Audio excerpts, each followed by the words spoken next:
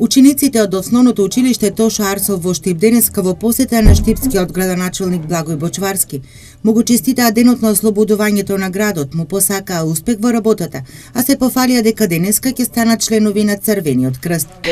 Денеска е 8 ноември, ослободувањето на Штип. Затоа ние сме овде за да кажеме стихотворби на нашиот нов градоначелник. Да му го честитаме роденденот на градот. Ќе станеме член на Црвениот крст и ќе бидеме хуманисти. Многу борци ги дадоа животите за денешната слобода, за да живеат нашите деца среќно и безгрижно детство.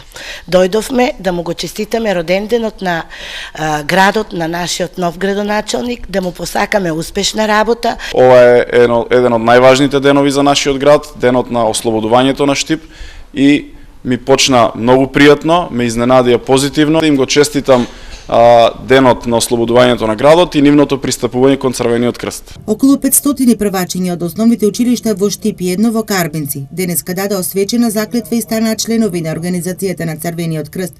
Свеченоста ја збогатија и ученици од повисоките одделенија, кои во оваа пригода подготвија пригодна програма. Од денес јас сум член на Црвениот крст, а јас ќе помагам на сите на кои треба помош. Ќе бидеме хумани и активни и многу е добро да се биде хуман, бидејќи помагаме на некои што им треба помош. Подготвивме 2 песни, Ода на радост и Капка по капка црвена крв. Градењето на принципите на хуманите вредности се учи од најмали нозе.